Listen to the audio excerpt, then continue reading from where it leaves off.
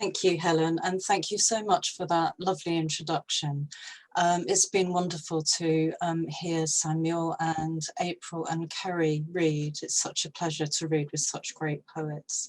I'm going to read from In the Kingdom of Shadows, just 2 poems from here, and then I'm going to move on to Confetti Dancers, the forthcoming collection. In the Kingdom of Shadows, the title was inspired by a quote from Maxim Gorky.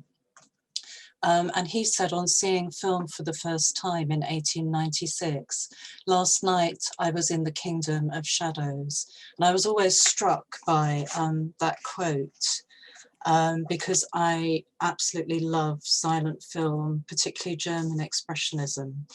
And the first poem I'm going to read from the In the Kingdom of Shadows is called Moments of Sleeping and Waking, Pension Funk, Berlin. And I was very lucky to be able to stay in this hotel in Berlin, which was the home of a Danish silent film actress called Asta Nielsen. And the hotel was full of dusty red velvet, really heavy furniture, portraits of Asta Nielsen absolutely everywhere. It was actually quite creepy, as you'll hear from the poem. It was quite difficult to sleep. And Asta Nielsen, her most famous role was actually Hamlet, so one of the very first women to play Hamlet on screen.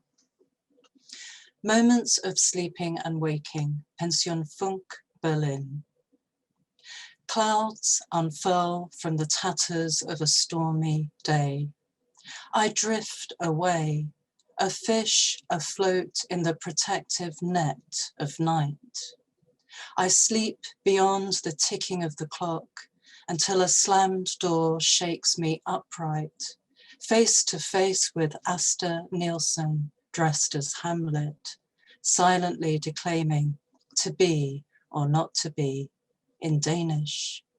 Then back to the smell of moths eating their way through a worn red velvet world. German sunlight wakes me from an English dream, where I'm trapped like Scott in a shroud of snow, and I forget to notice you're not there, or to wonder why we ever slept through a third of our time together. As well as poems which are very much driven by this kind of love of silent film and German Expressionism, I've got a lot of personal poems in the Kingdom of Shadows. And as Helen mentioned, I'm going to read one of the poems which has driven the second collection, Confetti Dancers. This poem from In the Kingdom of Shadows is called Bryce. And it's about a very dear friend of mine who was a choreologist. So he notated dances using Laban notation. And he died in 1987 from AIDS-related complications. And it took me nearly 30 years to be able to write this poem. I mention a quilt in it, and that quilt is the Names Project in San Francisco. It started in San Francisco, where people created a square of quilt for a victim of the AIDS pandemic. Bryce. I learn this quilt will contain 100,000 unknown names. All 42 of my facial muscles try not to cry as I stitch the memory of the day you showed me your arms, bejeweled with sarcoma, how I felt the stutter of your dancing heartbeat. I reimagine you flying home to die in the Australian sun, while we mourned among the cold grey bricks of Rotherhithe. Then the others too were claimed, one by one, long and slow and cruel as purgatory. I honour your name in thread, the colour of sunlight, whispering all the news of all the years you never knew me. So Confetti Dancers is about generational and personal loss, and I've dedicated it to Bryce, who that previous poem was about. So I'm going to read a few poems from the section of Confetti Dancers, and thank you, Helen, to her patience. I've been tweaking it endlessly, but she's been very, very patient, and it is almost ready. I'm going to read a few poems from the forthcoming second collection, which follow on from the Bryce poem, and which explore this decimation of the dance world that I knew in the 1980s.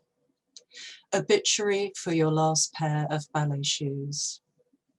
Let's start here at the end, how we cradle them heel to toe in fifth position, into a cardboard box as gently as if they were hamsters, guinea pigs, or a very small rabbit. Only the air holes are missing. Let's go back to the last day you wore them. No, let's not. Let's go back to the days of those leaps higher than cliff falls, heart-stopping. The days when you wore out so many pairs they would fill a foreign field. Let's bury these, scarred with twist, stretch, and spring, at the bottom of this trunk. No, let's not. Let's put them here on this high shelf by an open window where the fast blink of our tears creates an illusory flicker book of flight. This one's called In Heaven, and it plays a bit on the very famous gay nightclub Heaven in London. In Heaven. En Rue du Pont Neuf, two guys are taking a selfie, backs to the rococo swirls of the Louis Vuitton entrance. They look so well, so happy, and I wonder if you and M would be like this if you'd lived. The skies are vicious blue today. I imagine you both up there hosting outrageous parties, fancy dress compulsory, scrawling no angels on the invites, copywriting dance moves with Freddie and Rudy under the pumping light of the stars, looking down on our dramas, rolling your eyes. There's so much I want to tell you. I wrote a poem about you. It got published. I hope you don't mind. You're already laughing at my Englishness, Australian vowels wider than ever. Nah.